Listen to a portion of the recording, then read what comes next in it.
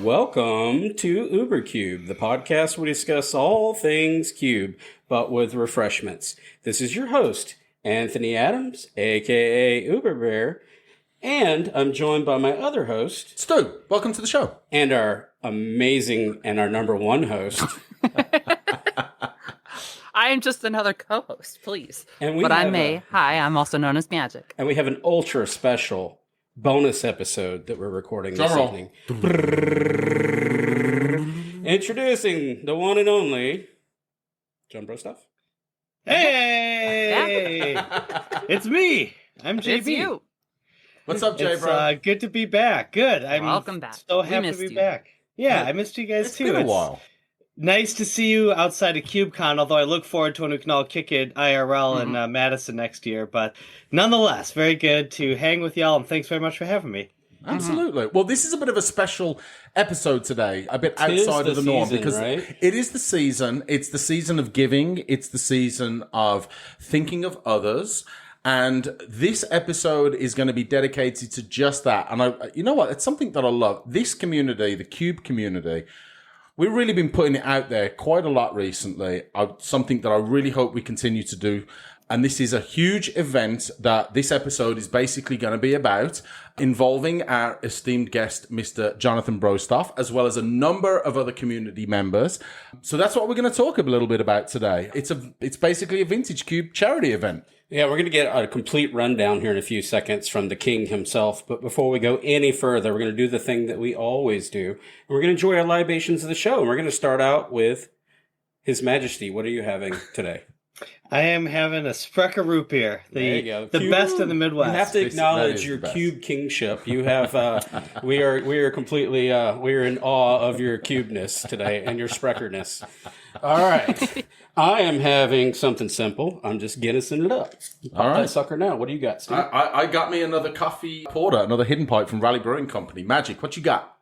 I also just am rocking the wine again, where I'm having another Cabernet. All right. So, Yes. Very nice. Well, I'm cracking it.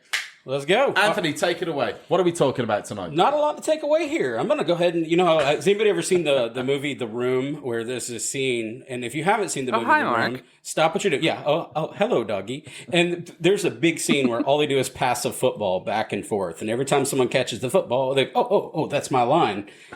JBro, catch that football. What are we here for? Well, tonight we are talking about another Magic event that I helped create. A lot of people know me as the founder of CubeCon, and that was an awesome event where we all got to hang out and meet IRL. But before CubeCon, there was Cube4Charity, and that's something that was myself and Jim Davis about 5 years ago, and it's grown into something much bigger where there's now a 4v4 team draft, and we have so far raised about over $100,000 in charity for our respective charities over the years. And this year we hope to add a lot more to that. And it's basically just, when we were talking about it years ago, it's like, well, there's kind of a lull in content. He knows, I was kind of known for Cube and pretty much the most consistent Cube trophy leader at that point, and he wanted to take me on just like as an exhibition match sort of thing. So we did a one-on-one, but it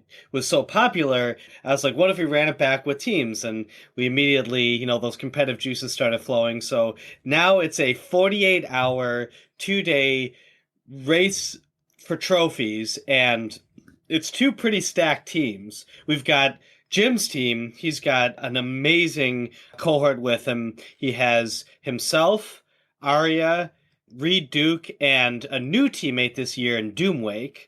So a couple of 3 ringers on his team, and Jim, although it's pretty stacked. Jim is going to be pissed. There's no Tangle Wire right now, which is his pet card. I don't know if goblins may be a little difficult to work in the vintage You can kind of lean into some Parallax Wave or something. I mean, there's options.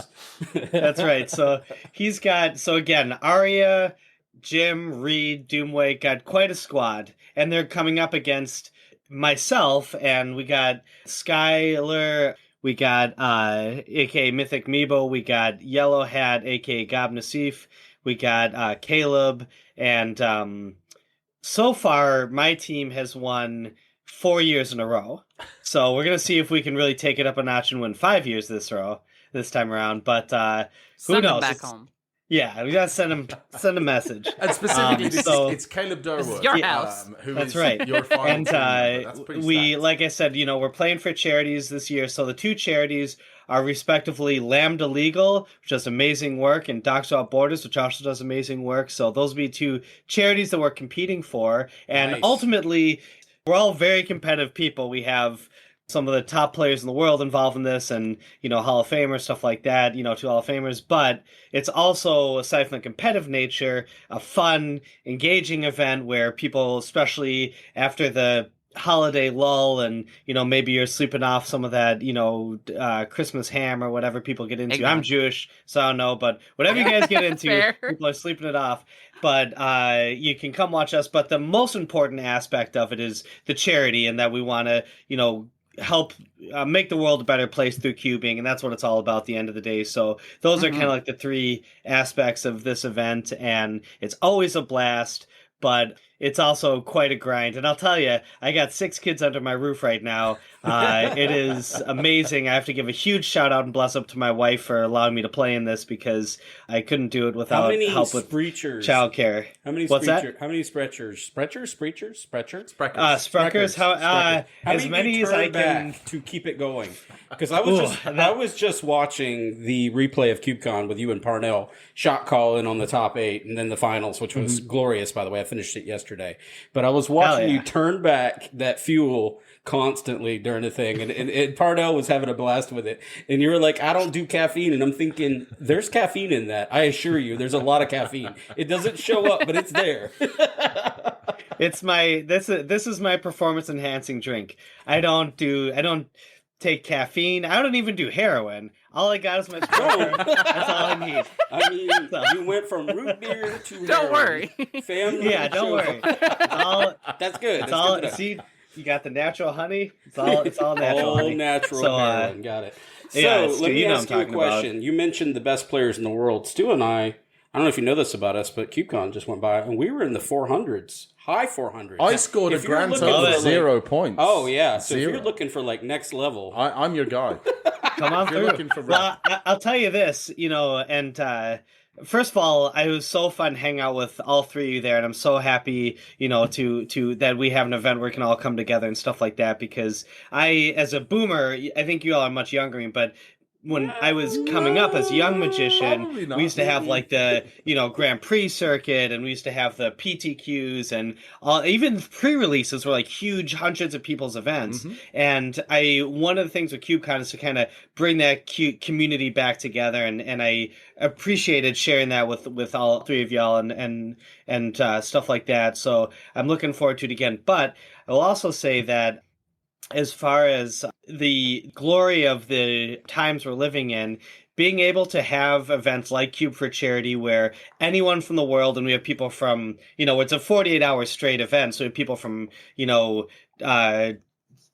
European time zones and all over the American time, people from all over tuning in and hanging out and kind of spending that online community with us is just great. And it's such a fun thing. So yeah, it's awesome. It's all about the community, and the community's just been so good to us. And Magic is, I'm sure for all three of you and probably for our listeners, but for me, it's given me so much too, and it's enriched my life so much. And when my kids get older, I want to be, enriching theirs with it as well. I want to, but it's also something we can give back and do something with it. You know what I'm saying? I may be the youngest here, but I actually have quite a fondness for the classic professional play that we used to see, and seeing it come back is definitely nice in the form of Cube. And I just love what you're doing in general. And I'm looking at this couldn't picture, do without man. you, and you all inspire me, and I'm so glad. And actually, I'll say this, me and Jake, you were one of the top recruits I wanted to come. I probably bugged you a bunch on Twitter to be like, hey, what's going on? What do you do in October? But I was just so happy you could make it through in your fake cube and stuff like that. It was awesome. I was definitely surprised how many people liked it there, but oh yeah, I don't think we're here to talk about the fake cube. I think we're here to talk about some of the vintage cube. Yeah, yes, that's what we're going to be cubing, right? Good segue. There's a new iteration coming out, correct? What's the release date of the new MODO? I think it's going to be in 2 weeks. Yeah. Or 12 days, it looks like. I think it's in 12 days. So what's that, the 20th? Yeah, so we have the Alpha Frog cube up right now, which I did actually win the Invitational for competing against, again, Reid Duke, was in there, as well as Corey Baumeister and some other pretty good players. But that's only up for like 11 more days. The next one is going to be probably more of the Ryan Spain iteration. I will say that the last vintage cube they put up and the one previous to that are two of the best vintage cubes I've ever played, and that's quite a bit. I thought the introduction of Flash, for example, like they did things, they really went hard in the paint this time. They did things, they kind of like went after the sacred, like getting rid of Mulldrifter, Bitter Blossom, some of the cube staples that we're used to, and putting in things like Flash and that 15-15 worm. World Spawn Worm. Yeah, World Spawn. Yeah, Worm Spawn Worm. I love that stuff was just. Yeah, it's wonderful. They really, it was just a work of art, and then the next iteration was also fantastic. So whatever it's going to be, I'm looking forward to it. I think it's just awesome. Have you all got to play? Did you get to play the last vintage cube? That was not the current Alpha Frog one, but the previous one to that. We did kind of have some side chats about maybe doing some pre-discussion, but because of the top secrecy of the list, we did there were a little bit of discussions about maybe us doing some little pre-discussion, but because of R&D and these type things, they're keeping it tight-lipped. They're keeping stum about that, yeah. Yeah, which I respect and I understand, so we're going to do some posts actually afterwards, so I'm definitely going to want you to throw up on our Deck Buzz channel some of your... Oh, for sure. We want to see. And can we get some of this Cube4Charity? Can we get some thrown up on the Discord, I guess? That'd be nice to have. Just so we can see these. If you could get people to share it, that'd be fantastic. Yeah, absolutely. I just want to see what came out of it so we can all learn from it too, right? Because this is an opportunity. And as Stu talked about, it is the season of giving. So as we watch this, I'm going to ask the question, is there going to be a live, means for people to donate while this is happening? How might they do that?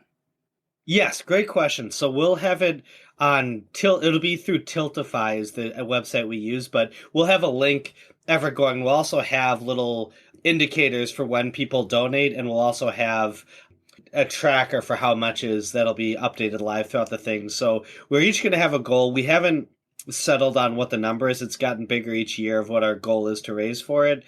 And then we'll also have sponsors. Oh, sorry, I need to give a huge shout out. So Coolstuff Inc. is the sponsor for the other team. Our team is being sponsored by Card Hoarder this year, which is interesting because last year and for years previous, Card Hoarder actually sponsored Jim's team, but we kept winning. They wanted to go with the winners, right? They saw that. I'm just saying. I'm not saying. I'm just saying. The smack talk is real here on UberCube.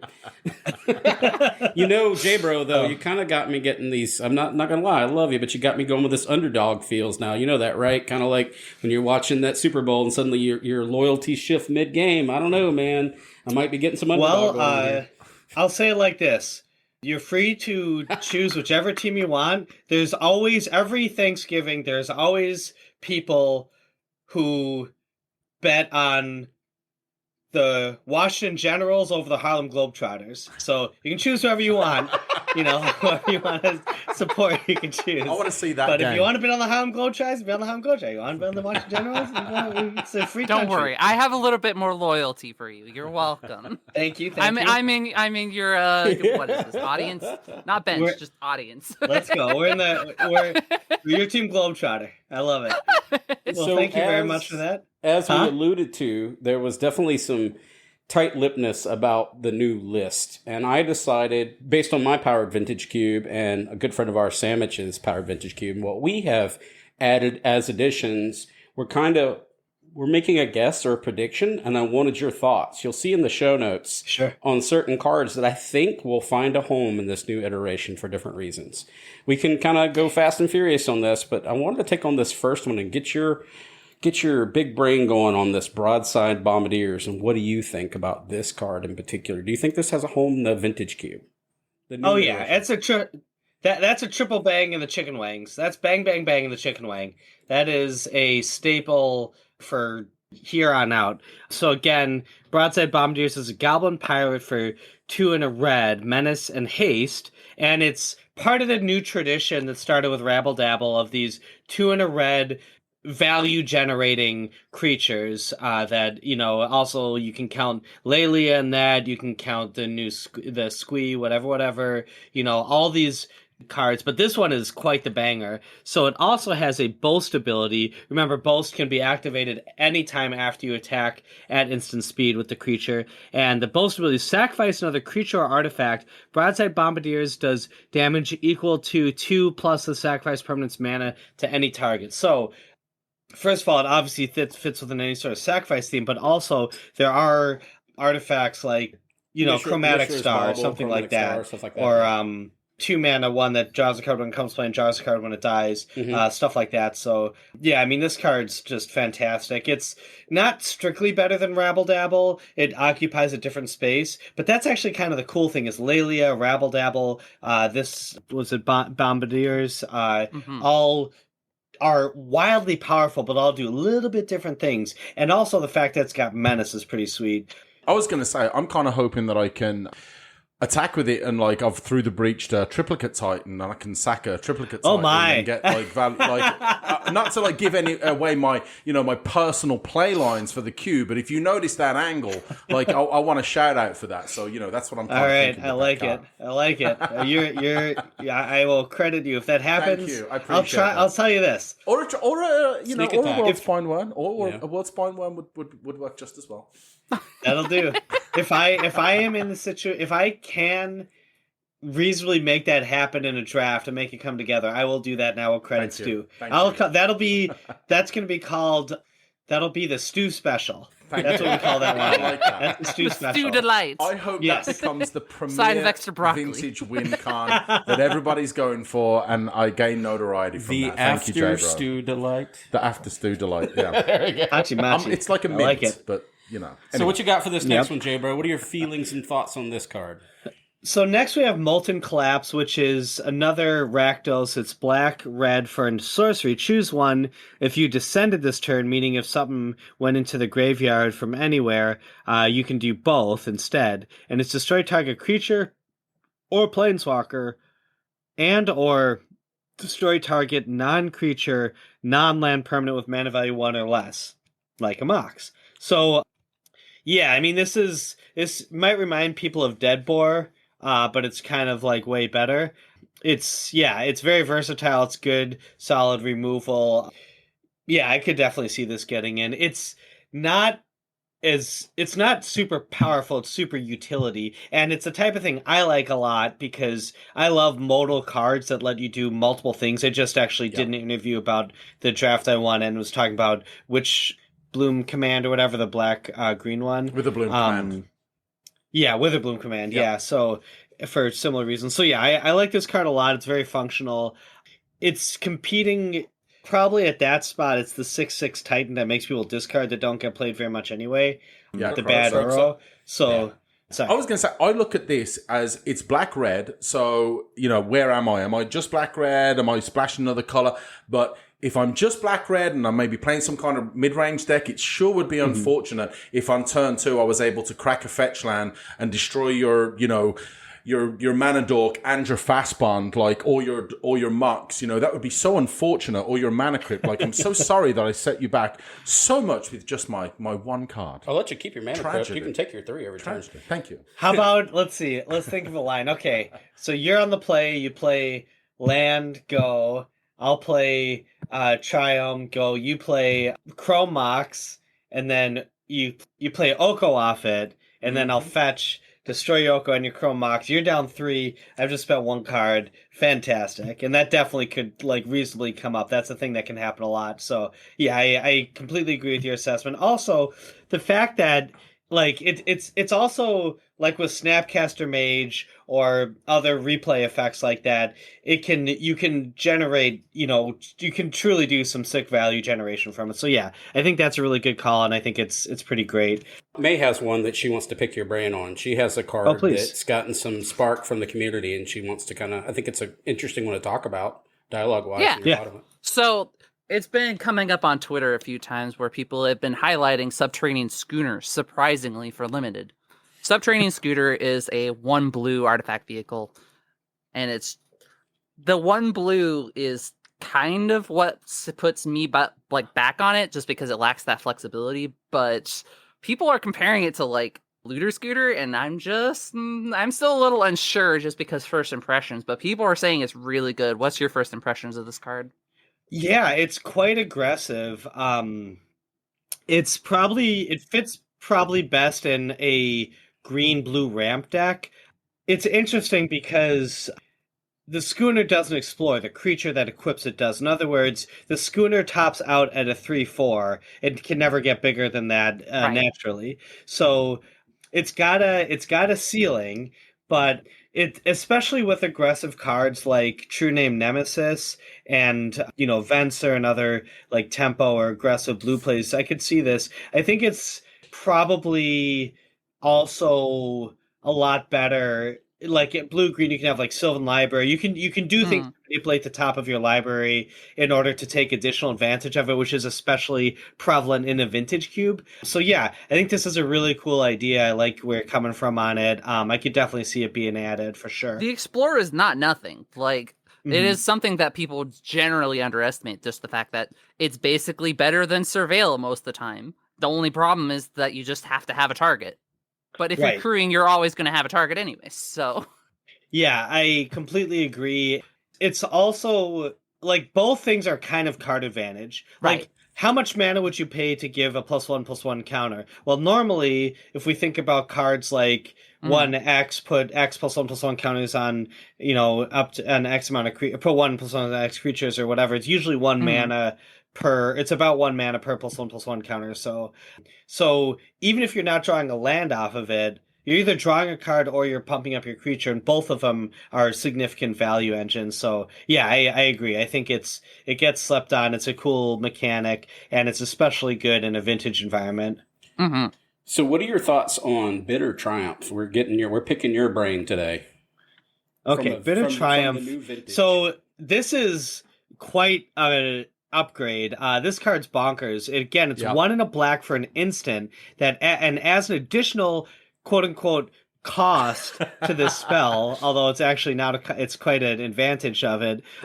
You can discard a card or pay 3 life, and you destroy target creature planeswalker. So one of the biggest and most effective archetypes in Vintage Cube is Reanimate. I think that's being able to is it like the biggest instance. Is it the biggest? I would say it's probably the best. If you were to take any archetype and just say, I want to be able to cherry pick absolutely my 40 card absolute best deck, the Reanimate package, in my opinion, is the best. You could maybe argue for Storm. I have to discard a card in order to destroy your thing. I guess I'll just have to get rid of this Grave Titan. Oh well. Exactly. I'm an arcane guy myself, but No, 100%. That's and also again, as opposed to a what's the Collective Brutality, which is sorcery speed, being able to do this at instant speed is just incredible. It's disgusting. And cards like this, I really feel like Wizards is kind of they feel like there was a time when planeswalkers in general were like too much of a problem and just taking over, and people, is seen as a design mistake by Wizards. But we've now seen stuff like this where there's a suite of really good removal that can easily take out a planeswalker. And I think especially so in a cube environment where even for vintage cube, but especially for modern and sometimes legacy cubes, it was just Super Friends.deck and that was it. So yeah, I think this is versatile, worth your while, and wildly powerful with a huge upside. And on top of that, sometimes you just pay 3 life and bink their, Gargadargabarga, and that's deal. Like, that's good. You know what I'm saying? I love Gargadargabarga. Just to all of our listeners, 6/6 don't miss. You know what I'm saying? JBro definitely has his own language for Magic cards, which I love. One thing that I want to mention about this card as well, and I'm going to follow on with what you just mentioned about the fact that Wizards are printing all these answers to Planeswalkers, is that they're not just printing answers to Planeswalkers. They're printing spells that answer both creatures and Planeswalkers, because if this card, even at 2 mana and at instant speed and with the quote-unquote cost, and in many cases an upside to discard a card, to be able to destroy, if this was just a Planeswalker, it would be unplayable. So they have to kind of add that creature or planeswalker to really add the power, and that just takes it from unplayable to just completely bonkers in the correct archetype. So I'm with you. I think this card is absolutely nut job, and I love it. And again, as a real serious like reanimator, I love it. Let's go on to the next one. White's getting some love. This one I'm a huge fan of. Yes, we have Get Lost, which is 1 and a white for an instant. Destroy target creature, enchantment, or planeswalker. Its controller creates 2 map tokens. So this is actually really interesting. It's obviously a really powerful removal card, because as opposed to gaining life or whatever, like, getting a land or something like that, this just gives 2 treasure tokens, 2 map tokens. It also is so versatile, being able to do creature, planeswalker, or enchantment, which is relevant because there are a lot of powerful enchantments historically in Vintage Cube. I will say one other interesting thing about this card. I definitely think it gets in. I think that was a good call, to add this one. But one interesting thing about it is that the maps can also be a huge advantage. For example, if you're playing a Tinker deck and you need some artifacts, EOT, or if you have Tolarian Academy, it can do lots of stuff that it doesn't look like it can do. And there are going to be situations where it's correct to bink your own Thraben Inspector or something like that, and then have extra artifacts to sacrifice to your Goblin Barbadarba or whatever, Bombardier. So that's really cool, like that it can do so much and ask so little. Can we not kill Thraben Inspector and kill the one that's in training that's just been released? Let's don't kill we gotta think of a name. Let's kill the new guy. Mom, we have Thraben Inspector at home. Or Mom, can we have Thraben Inspector? We have Thraben Inspector at home. Thraben Inspector at home? Someone's got to make that meme. That's brilliant, Stu. Make that and tag me on Twitter. I love that. We have our little private group chat, and I made exactly that meme. And added the picture underneath, and it got some chuckles. Yeah, I want. The world needs to see that brilliance. Twitter and tag me on it. That's fantastic. I'm not normally that creative. So tell us about this one. I'm gonna read it real quick because this one. It's a straight up upgrade from one that's been, in my opinion, a bit of a Vintage Cube staple for a long time. So this is Deep Cavern Bat, 1 and a black for a creature bat, flying lifelink 1/1. When it enters the battlefield, look at target opponent's hand. You may exile a non-land card from it until Deep Cavern Bat leaves the battlefield. Anthony, are you replacing this with, or are you replacing something with this? Already done. Is it Mesmeric Fiend? I wanted the King's advice on this one, though. Did I make the correct choice? Well, so there's 2 usual types of cards with this. There's Mesmeric Fiend and there's Brain Maggot, which are both templated differently and importantly so, and one's an enchantment. So Mesmeric Fiend is a card where if you Lightning Bolt in response to the trigger going on the stack, they get an additional card that just gets removed forever. This is templated as if you Lightning Bolted in response, you get the card back, rather. They just get to look at your hand and get it back because of, when you can stack it. Because in Mesmeric Fiend, it's got 2 different lines of text. This is 1 trigger, yeah. Yeah.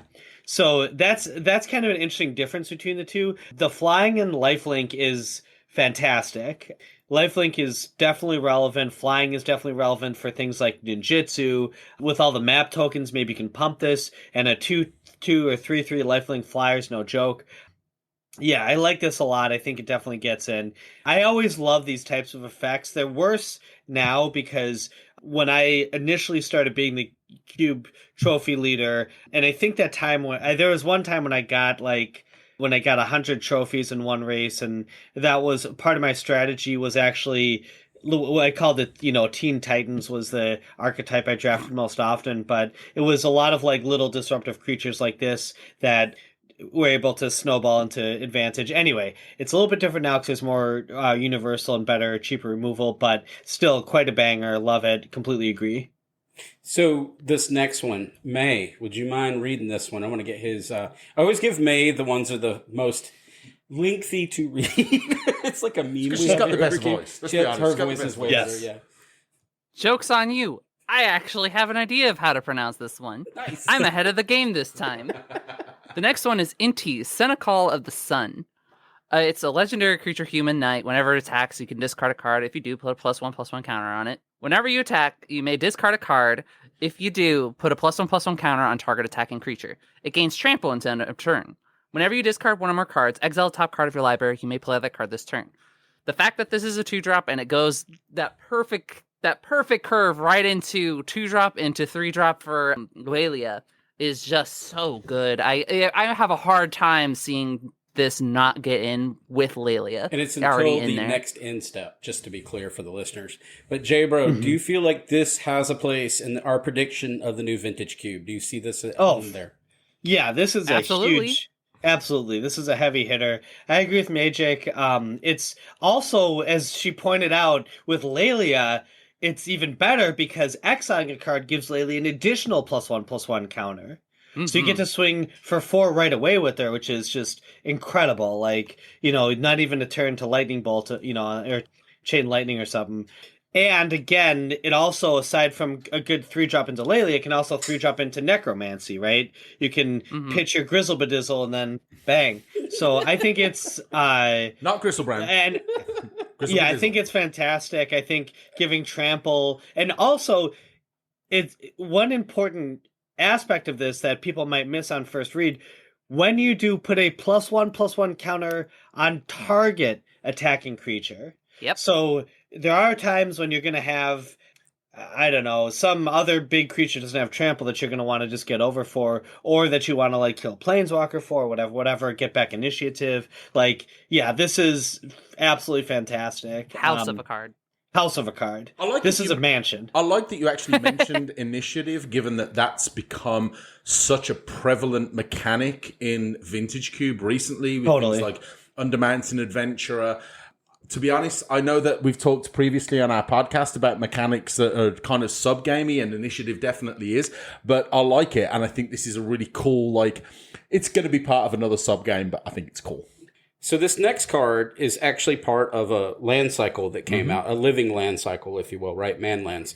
And this is the one that I feel is the creme de la creme of that suite, because the rest of them were kind of side grades, upgrades, functional reprints of other existing cards in my Powered Vintage Cube, but I think this one may show up in the new MODO. What are your thoughts on this card? Would you mind reading it to the audience, please? Yeah, this is Restless Vents. It comes into play tapped, and you can tap it for red or black, and you can also pay 1 red-black, and until end of turn, Restless Vents becomes a 2/3 black and red insect creature with menace. It is still land. When it attacks, you may also discard a card if you do draw a card.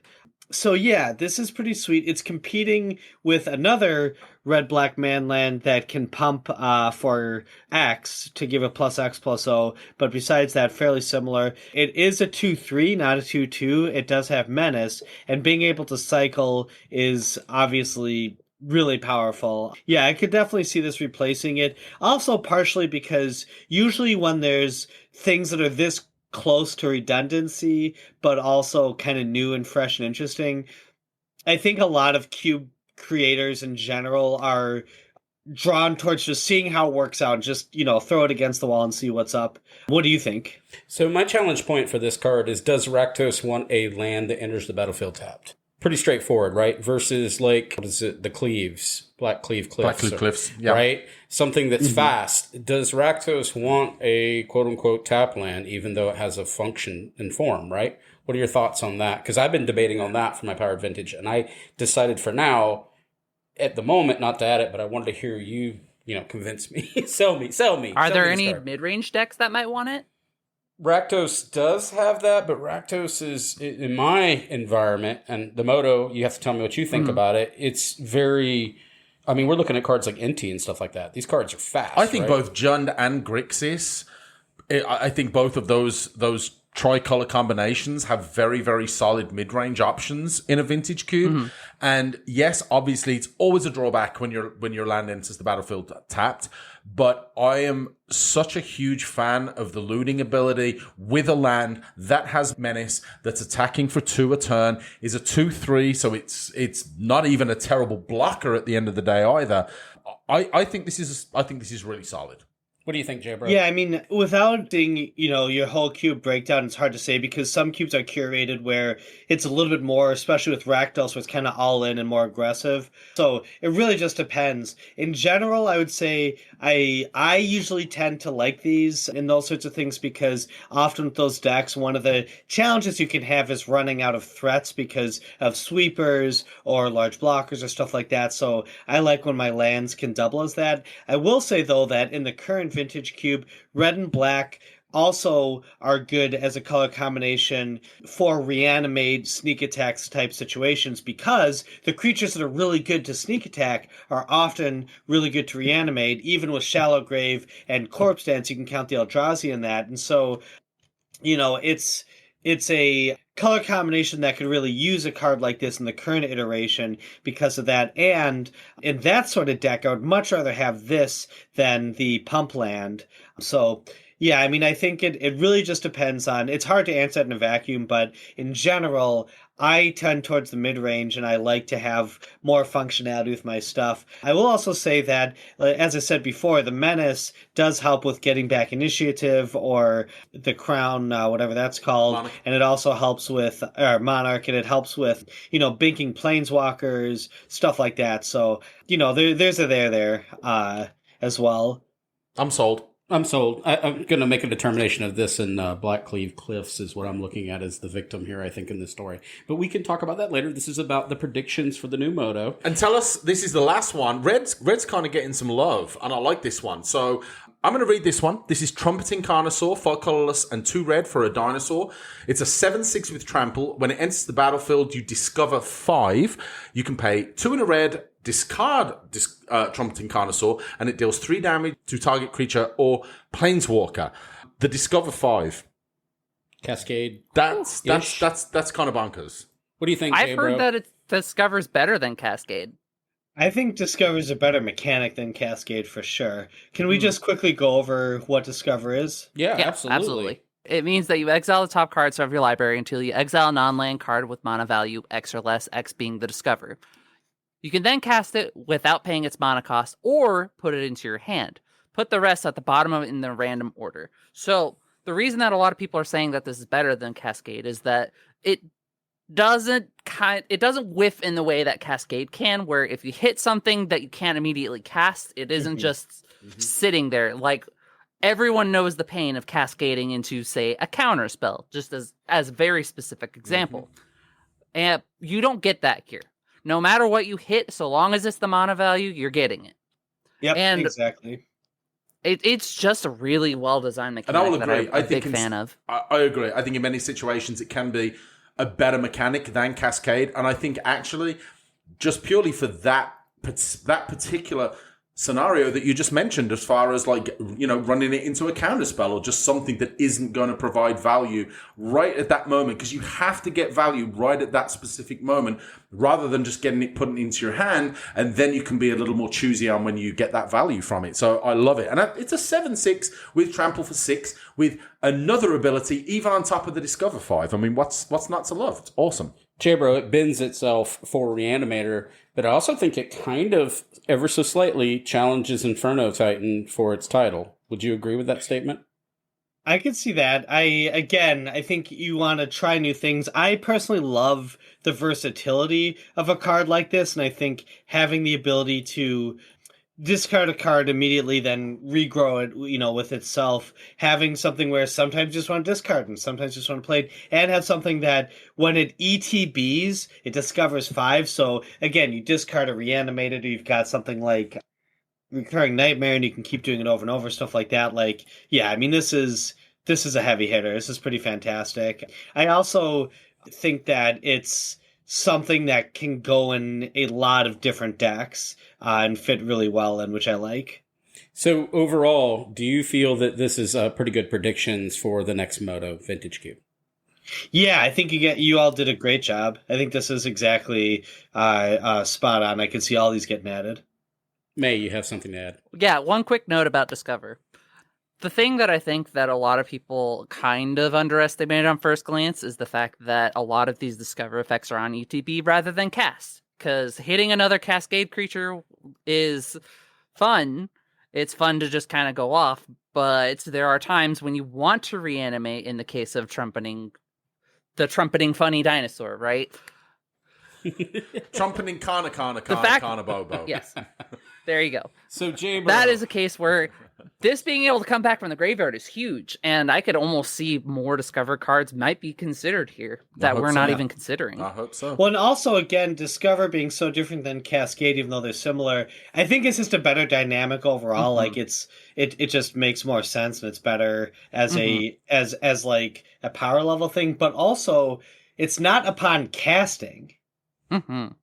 It's ETBing. So you can counter this, but also if you have something to keep playing with it, if you can flicker it, if you can bounce it, if you can get into your graveyard, get it back, so anyway, great call, totally agree. Make Boros Ephemerate great again. Is what we're saying. So, JBro, that's right. We appreciate you coming on the show again, but we came here for the most important reason. It is the season of giving. One more time, shout out for the charity that you got going on. So we'll be streaming it on Twitch on all of our channels. So again, it's on Jim's team, it's Jim, Arya, Doomwake, and Reid Duke. And on my team, it's myself, Caleb Durward, Gob Nassif, and Sky, and it's going to be from 11 p.m. on December 26th to 11 p.m. basically December 28th, 27th, but basically you can think about that 28th will be the evening. And yeah, it's just going to be nonstop 48 hours of jam, and it's going to be a blast. I now have 6 kids under my roof, so I'm not sure how much energy I'll have to put into it this year. So Jim, you're in luck, Tangle Dangle, but you got a tired, less wired JBro, but I will do my best and really hope that we can... Oh, one thing I would love is we need to start the Twitter meme war on this. So I need all of your listeners and you guys. Stu, I know you got the mechanics I got the to memes. Be dynamic on this, ready. But we need everyone to up their Twitter meme game and let Jim know that it's JBro's time to shine for a 5th year in a row. So we gotta we got this rivalry going. I need the army of Twitter meme people to. But JBro, it's always your time. Well, you have the clock. Harlem Globetrot is watching generals. You know what I'm saying? We gotta bring it home. We gotta bring that turkey. So yeah, if we can have people hyping it up on Twitter with their memes and going crazy with funny things like that, that always adds a lot of fun to it. I gotta give a shout out to all of the folks who participated in that in the past, but that's a fun little sub game within it. So appreciate that. Tag me and Jim on those, or anyone else who's in it. And thank you all so much for having me on and for promoting this. It really is helpful. Really appreciate you. Appreciate what you do. A little birdie told me you've got an amazing special guest you might have met at CubeCon coming on soon. So I'm not going to spoil anything, but I'm very, very excited for that. I can't wait to listen to it as well as the rest of your show. So thank you very much. Thanks for all you do. Bless up, homies. Yeah, thank you very much. JBro. Right. Stu, would you mind taking us away to the social? All right, first of all, I want to give a huge shout out, a big thanks to all of our Patreons, to Chris Singer, Nicholas Lapointe, Stephen Conifal, Preston, and Samuel McKenna. Much love to you guys for the ongoing support. We really appreciate it. It helps. And I don't know if we're breaking even yet, but you know what? We're getting pretty close to breaking even on the show. If you love the show, give us a 5-star review on your chosen podcast platform. Really helps us get out there to the Cube community. And you can also use our affiliate link at Ultasleeves, ultasleeves.com/UberCube. Get 5% off your purchase.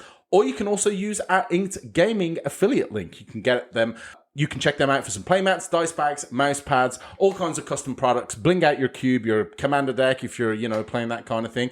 Whatever floats your boat. Find us at Twitter. We are at UberCubeMTGPod. You can also reach us via email. We are UberCubeMTGPodcast@gmail.com. Tell us about the Discord. Yeah, so it's a bit of a meme now. So forever we've been saying hashtag UberCube, which isn't real, by the way.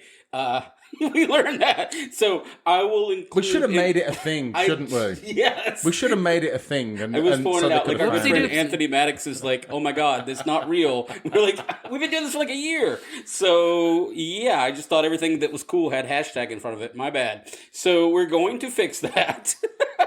The kids. That was the problem right there. I thought everything that was cool had hashtag UberCube. We were never cool. No. Maybe we were never cool. No. And also, May has a quick jingle for our Patreons. JBro has It takes me a second to improvise. has All right, a give quick me a jingle second. for our Patreons. Patreon. Give me a second. I'm thinking. Patreon. The gears are turning. All right. We love you, Patreon. All right. Oh, we love you, Patreons. Oh, we love you while you're on. There you go. Thank you to everyone for listening to the show. To JBro, again, thank you so much for coming on. Bless up, homie. We love you and all the community. Come along and check out the wonderful streams and support this incredible event that JBro and the crew are going to be putting on for us December 26th through December 28th. And with that, we'll say what we always do here at UberCube. Happy cubing!